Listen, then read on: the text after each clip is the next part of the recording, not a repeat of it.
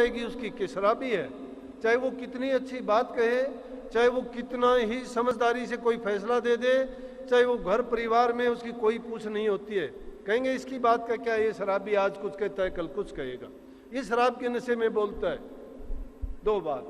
तीसरी बात है धन का विनाश होता है, शराब से बर्बादी होगी, काम छूट जाता है, काम करने से गया, कमाई थी उसको शराब में लगा दिया, बुद्धि उसकी भ्रष्ट हो जाती है, समाज में उसकी बुराई होती है, शरीर उसका किसी काम के योग्य नहीं रहता। वही अगर बुराइयों को छोड़ दे तो ये चार चीज तो उसको देखते ही देखते मिलेंगी। धन उसका कहीं नहीं जाएगा, धन रहेगा, परिवार उसका सुखी रहेगा, जैसा भी होगा ईमानदारी से सच्चाई से वो जिएगा, शरीर उसका तंदुरुस्त रहेगा, रोग बीमारियों से बचेगा, और जहाँ कहीं भी कोई बात कहेगा तो कहेंगे कि हाँ ये आदमी सच्चा है, कोई ऐब बुराई इसमें नहीं है।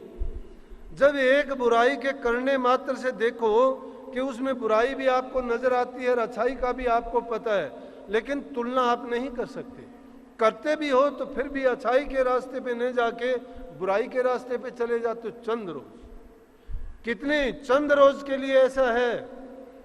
अरे क्यों जीवन को दाग लगाते हो? प्रभु के पास जब मुड़ के जाओगे क्या जवाब दोगे?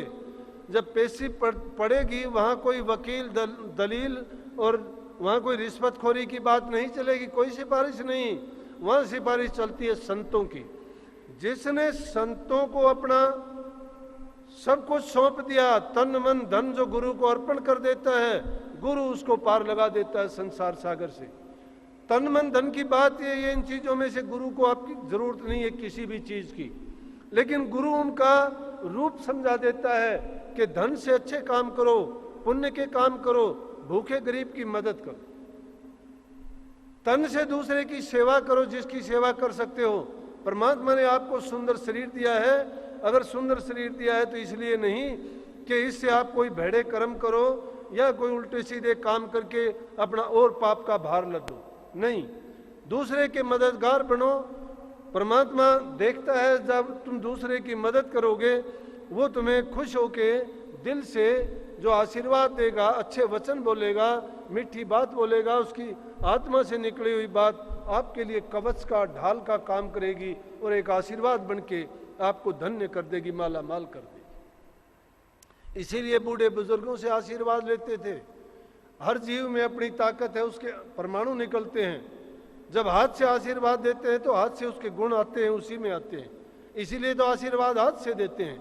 पैरों को जब छूते हैं, पैरों को पकड़ते हैं तो उसमें भी दो बात है, झुकने से अहंकार जाता है, पैरों को छूने से भी परमाणुओं का जो प्रवाह है वो हमें प्रवेश करता है। तो इसलिए ये चीजें हैं तो देखने में बड़ी मामूली सी, लेकिन इंसान इनको जो जो करता चला जाता है उसी को अभ्यास के द्वारा और नित्य प्रति का जो कर्म करता है उसके द्वारा उसको मालूम होता है कि उसमें कितने गुण हैं और उसका कितना लाभ हमें मिलता है। इसलिए शरीर जिसका तंदुरुस्त है, अच्छा है, उसको शरीर की सेवा करनी चाहिए। रही मन की बात, धन भी किसी के पास नहीं है, मान लेंगे तन भी उसका निरोग नहीं है, रोगी है, कमजोर है, दुर्बल है, वो काम नहीं कर सकता, लेकिन मन सबके पास है। और मन कैसा है? मन ऐसा खेत है, जैसा बीज उसमें बोओगे वैसी फसल उसमें उगती रहेगी। जिस मन के अंदर तुम अच्छा बीज डालते हो, गुरु के बताए वचन को उसमें रख के पालते हो, उसी में से अच्छे गुण निकल के, इसीलिए संतों ने क्या कहा कि दरस करो, वचन पुनि सुनो, सुन सुन के गुणो, गुण गुण के काट ले सार, काट सार तिस करे आहार, कर आहार पुष्ट होया भाई, जग भय भव सब गई नसाई। सबसे पहला काम है दर्शन करो, दर्शन करके उनके वचन को सुनो, सुन के वचनों को गुनो, आत्म चिंतन करो, दिल में विचार करो, उनको एक प्रकार से उनकी जुगाड़ी करो कि जो वचन कहे थे उनको आजमा के देखो अपने जीवन में। क्यों कहते हैं? संतों ने कही है कि हम कहते सुलझावन हारी, तुम कहते उलझावन हारी। तुम कहते हो कागज लेखिर, हम कहते हैं आंखों देखी। इन आंखों से नहीं, इन आंखों से देखते हो। उसके बारे में तो महाराज जी ने क्या कहा कि बाहर की जो आंख देखती ये सब झगड़ा झूठा है, अंतर की आंखों से देखो घट में खेल अनूठा है, मन माया की फिरे दुआई 5-25 ने लूटा है, तारा चंद भव सागर तिर के सतगुरु सिर पर खूटा है। तो ये बात जो जितना तुम देखते हो ये झगड़ा झूठा है सब, ये सब माया का खेल है। इस माया के खेल में जो उलझ जाता है, फंस जाता है, वो निकलने नहीं पाता। ये मकड़ी का जाड़ा है। मकड़ी के जाले में मकड़ी खुद बनाती है, खुद फंस जाती है, निकल नहीं पाती, उसी में मरती है। संसार में ये जीव, ये इंसान भी अपना ताना बाना उसी प्रकार से बुनता है। लेकिन जो इंसान को प्रभु ने बुद्धि दी, समझ दी, अकल दी, उसका पूरा लाभ इंसान ने नहीं उठाया। और जिन लोगों ने उठाया वो धन्य हो गए, अपने जीवन को कामयाब करके इस संसार से गए। लेकिन जो भूले भटके मार्ग से भटक गए, उनको ऐसी ठोकर लगी कि फिर वो मुड़ के समझ नहीं पाए। फिर 84 लाख योनि के अंदर उन्होंने धक्के खाए। तो ये जीव को चाहिए कि जितना हो सके इस बाहरी आडंबरों को त्याग के, मन की इंद्रियों का निग्रह करके, उनको रोक के अपने अंदर में समाधिष्ठ हो जाए। बाहर के जो 9 दरवाजे हैं इनकी भटकना छोड़ के अंदर में 10वें रास्ते की तरफ चले। जो गुप्त रास्ता है, ऊपर की तरफ जाता है, वो दोनों आंखें, दोनों कान और मुख बंद करके जो हमारी एनर्जी है, शक्ति है, ऊर्जा है, उसको ऊपर की तरफ जो उसका बहाव हो जाएगा तो आध्यात्मिक मंडल खुलते चले जाएंगे। और उन आध्यात्मिक मंडलों में वही खेल है जो जिस प्रकार से इस ब्रह्मांड के अंदर हमें बात दिखाई देता है। ये स्थूल रूप का है, वो सूक्ष्म रूप का है, क्योंकि इंसान को प्रभु ने अपना ही रूप दिया है। सृष्टि का जो 5 तत्व और 3 गुण का खेल है वो सारा का सारा इंसान के शरीर में अकेले में बनाया है। दूसरे जीवों में देखोगे किसी में 1 तत्व की प्रधानता है, किसी में 2 की प्रधानता है, किसी में 3 की प्रधानता है, लेकिन मुकम्मल एक ही ऐसा जीव बनाया है जिसमें 5 तत्व है और बुद्धि सबसे ज्यादा है। इस खेल में क्या है कि जो 10 इंद्रियों का भटकाव, इसीलिए कहीं ने राम राम सब कोई कहे, दशरथ कहे न कोई। एक बार जो दशरथ कहे तो मनवांछित फल मिलता है उसको।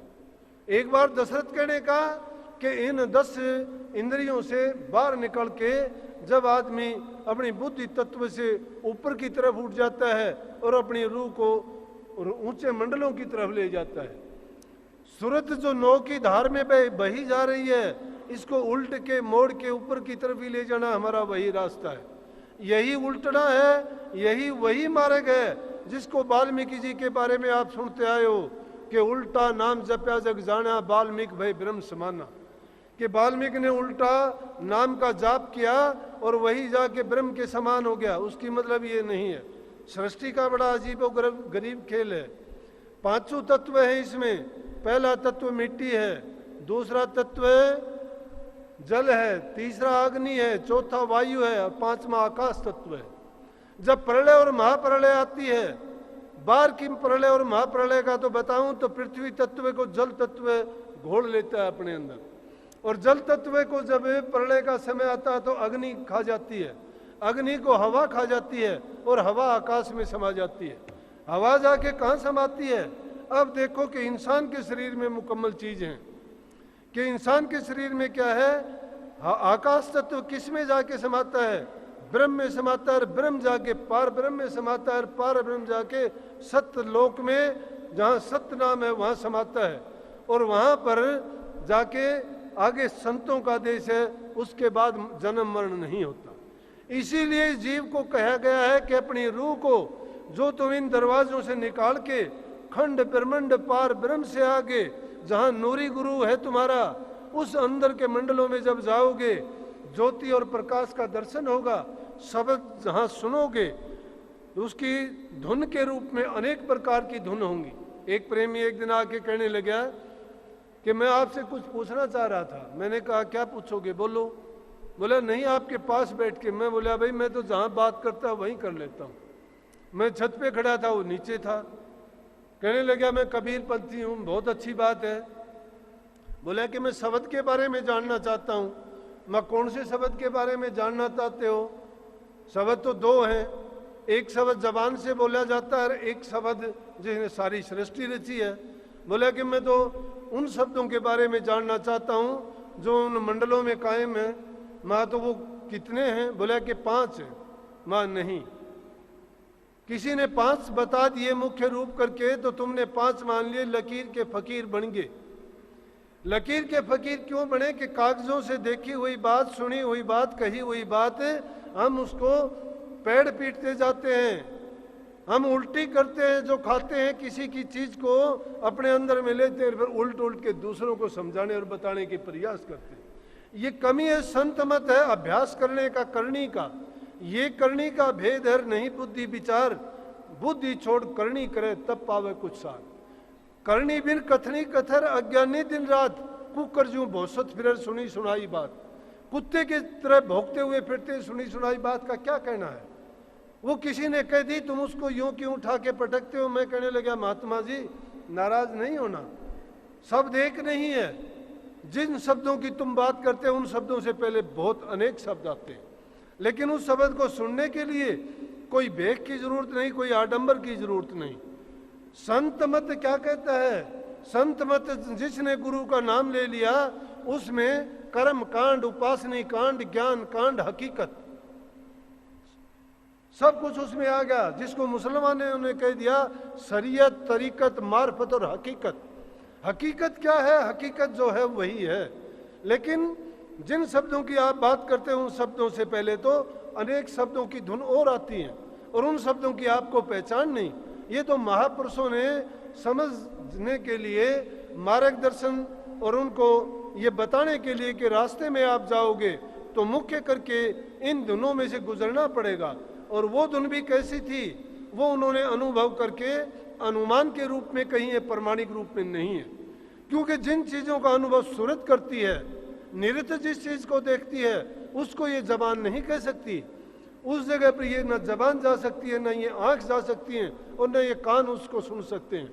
जब उनको सुनने के लिए सूरत के कान की जरूरत है, निरत वहाँ देखने का काम करती है, अनुभव वहाँ सूरत करती है, फिर तुम इस जबान से कैसे कह दोगे? तो ये कागज की लेखी जबान से बोली ये सब वर्णात्मक चीजें हैं, ये भूल भुलैया का खेल है। संत मत की सच्ची बात है प्रेमियों करनी, और करनी है गुरु ने जो नाम का भेद दिया है। ये नहीं एक बुजुर्गवार थे कहने लगे अभी की बात है, बोला जी 1 घंटा बैठ लेता हूँ उसके बाद मेरे सिर में दर्द होता है। मैं कहने लगा घंटा तो बहुत बड़ा है, मैं तो 5 मिनट भी नहीं बैठता।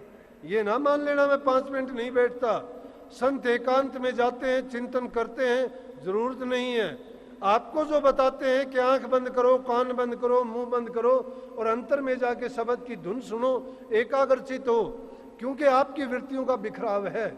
लेकिन संतों ने जिसने आदत डाल ली है अंदर में जाने की और जिन्होंने वो मार्ग खोज लिया है, तो उनमें तो सुभान कुदरत तेरी पलक मारने की देरी, उनको पलक मारने की जरूरत होती है। वो बैठे बैठे भी ध्यान में चिंतन में होते हैं, बैठे बैठे ही वो अंदर के मंडलों से बात करते हैं।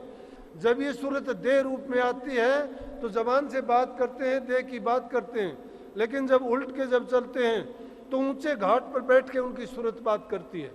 जब तक इंसान एकाग्रचित नहीं होता 2 मिनट के लिए बोल भी नहीं सकता है। इतनी एकाग्रता की जहाँ जरूरत पड़ती है। हम तो क्या करते हैं, हम तो समय के पाबंद गुलाम हो गए। घंटा बैठते हो तो किस चीज की भक्ति करी? घड़ी की भक्ति करी, 1 घंटे की भक्ति करी कि घंटा कब होगा, कब उठूंगा? नहीं, जब बैठ जाते हो तो ये चिंतन कैसा कि 2 मिनट हो गई, अब आधा घंटा हो गया, अब मुझे उठना चाहिए, नहीं उठना चाहिए। अरे जब तक मन लगता है मन को लगाओ। मन जब तक लगेगा उसको आनंद मिलेगा, शांति मिलेगी, अंदर में कायम होगा, तो उसको किसी को उठाने की बैठाने की जरूरत नहीं है। अगर मन नहीं लगता तो क्यों अपने आप को फांसी दे के बैठते हो? नहीं, मन हमेशा एक जैसा नहीं रहता। कभी आपका खान पान अच्छा नहीं हुआ, कभी आपको किसी ने कटु शब्द बोल दिया होगा, कभी आपका संग अच्छा नहीं रहा होगा, कभी आपने किसी का पानी अच्छा नहीं पिया होगा। ये चीजें सब की सब एक अभ्यासी के लिए बहुत बाधा डालने का काम करती हैं। सत्संगी के लिए संग अच्छा होना चाहिए, खान पान उसका पवित्र होना चाहिए, अच्छे आदमियों के अंदर उसका बैठना होना चाहिए, उसका चिंतन सही होना चाहिए, किसी धर्म ग्रंथ का पढ़ने का समय उसका जरूर होना चाहिए। अच्छे आदमियों में बैठता है जहाँ गुरु की, नाम की, भक्ति की, परमात्मा की चर्चा होती है, वही सत्संग है, वही नाम और वही भक्ति है। लेकिन अभ्यास के लिए जब बैठते हो ना तो तुम्हें सब कुछ भुला देना चाहिए। ये शिकायत मत किया करो कि मेरा भजन नहीं बनता, मेरा ध्यान नहीं बनता। मैं उस महात्मा से कहने लगा प्रेमी अगर आपने महात्मा का बना लिया है ना, महात्माओं वाले काम का, जब आप अभ्यास करोगे, आप कबीर साहब की बात मत उठाओ, मत आप दूसरे संतों की बातों को उठा के कहो वहां घंटा गूंजता है, वहां शंख गूंजता है। मैं यूं तो अगर बात कहोगे तो चरणदास ने तो 10 प्रकार के शब्द बताए, अब तू 5 के कहता है, 10 में से बता दे, उन्होंने तरतीब वाइज नहीं बताए। कैसे समझेगा तो कौन सा सतलोक का है, कौन सा सेंस कमल का, कौन सा तिरकुटी का है? क्योंकि जब अभ्यास नहीं करते पहचान आपको नहीं होती है। वो उन्होंने क्या कहा कि एक भोरा सा गूंजती, दूजे घूंगर सो, तीजे शब्द संग की, चौथे घंटा सो, चौथे घंटा सो, 5वां ताल जू बाजे, 6ठा जो मुरली नाद, 7वां भेरी जू गाजे, 8वां नाद न फिरी, 9 10वें गर्जन सिंह सिर चरणदास भले सुन। 10 बता दिए, मैं भी 1-2 गोल कर गया बीच में, क्योंकि जब याद कर लेते हैं तो उनको होता है कि मुझे हो गया, याद करने में कुछ नहीं है, करनी करो, करनी बड़ी है। अपने जीवन को पवित्र बनाओ, कर्म खोटे करते हो, मार्ग अच्छे पर चलने का ढोंग करते हो, अच्छा है कि तुम उससे अच्छा कुछ भी ना करो, क्योंकि धोखा बुरा है, छल है, ये कपट है, बेईमानी है। इंसान से कर लोगे, लोगों से कर लोगे, परमात्मा से नहीं कर सकते। वो तो राम जरोख है, बैठ के सब काम उजरा ले, जैसी जैसी चाकरी और वैसा ही फल दे। लेकिन उन लोगों को चिंता करने की जरूरत नहीं है जो अच्छा करते हैं, जो प्रभु की भक्ति पर लगे हुए अपने मार्ग पर चलते हैं। मार्ग चलता हुआ गिरता है, उठेगा, उसी मार्ग पर चलेगा। लेकिन उन लोगों को जगात नहीं देनी पड़ती जिन्होंने अपने सिर से अपनी गठड़ी को उठा के फेंक दिया है।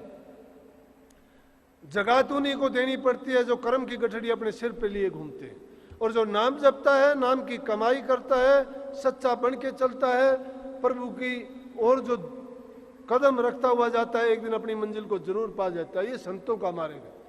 मैं आप लोगों को सबको साक्षी रख के कहता हूँ, गुरु महाराज सिर के ऊपर है कि मैं कभी भी ना तो कोई बात किसी ग्रंथ का मैंने अध्ययन किया, ना मेरी अपनी कोई बात है इसमें से। जो मैंने बात कही गुरु महाराज से सुनी, या गुरु महाराज जी की ताकत काम करती है, पता नहीं क्या बुलवाते हैं, क्या कहते हैं। हाँ, इतनी जरूर है कि उनके आशीर्वाद से जो कुछ बोला जाता है जीव के हित के लिए बोला जाता है। मैं भी उन बातों को दोबारा से सुनता हूँ तो मैं भी ये आश्चर्य करता हूँ कि गुरु महाराज ने जो वचन इस जबान से फरमाए, कितनी कमाल की बात कही कि जीव अगर एक सत्संग को भी सुन के अपने जीवन को उसके अनुसार ढाल लेगा तो उसके कल्याण में कोई, मैं कहता हूँ, शक शुबा नहीं रहे। प्रेमियों, करनी में बात है। अभी मैं क्या बताऊं कि दुख होता है मुझे, इतना टाइम लगा के आए, अपना समय दे के आए, काम छोड़ के आए हो, समय की कीमत समझो। जो आदमी समय की कीमत नहीं समझता, कदर नहीं करता, वक्त उसकी कदर नहीं किया करता है। तो वो लोग आके क्या करते हैं, कितनी पवित्र जगह है, अच्छा भोजन यहाँ बना है, अच्छे प्रेमी आपको यहाँ मिलेंगे, यहाँ पर किसी की निंदा चुगली करने वाला नहीं है। अगर बैठने की जगह भी काफ़ी है आपकी सुख सुविधा के लिए, तो हमने इतना ही कष्ट उठा के किया। और फिर भी मैं कुछ लोगों को देखता हूँ कि बाहर वहाँ कुर्डियों पे गंदगी में टट्टी पेशाब की जगह पर बैठे हैं।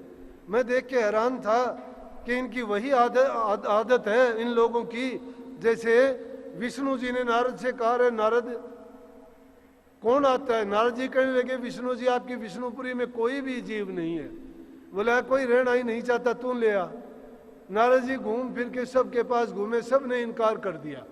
आखिर सुअर के पास जाके कहने लगे, सोचा ये बहुत दुखी है बेचारा, ये चलेगा। जाके कहने लगा, अरे सुअर, औरतों में सब घूम लिया, किसी ने जाना स्वीकार नहीं किया, चल यार विष्णुपुरी में लेके चलूं, वहाँ आनंद है, बहुत शांति है वहाँ पर। बोला कि वहाँ भिष्टा मिलेगा खाने को? बोला अरे सत्यानाशी, तेरे दिल में यही भरा हुआ है, विष्णुपुरी में भी जाके तेरी इच्छा भिष्टा खाने की ही है। तो प्रेमियों, बुरा ना मानना, आप लोग आते किस काम के लिए हो, बैठते किस जगह पे जाके। शर्म आनी चाहिए। एक गंदी आदत होगी, कोई बीड़ी का गुलाम होगा, कोई हुक्के का गुलाम होगा, तुम्हारा मन नहीं टिक सकता है। अरे ये मन को ही तो पलटना है, मनने की गति कहीं ना जाए।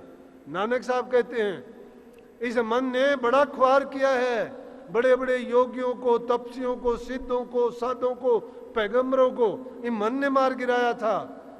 हमारी क्या औकात है? लेकिन अवसर है। इस मन से लड़ाई हमेशा होती रहती है। मन से झगड़ा करो, बुराई के रास्ते से हटा के अच्छाई के मार्ग पर लगाओ।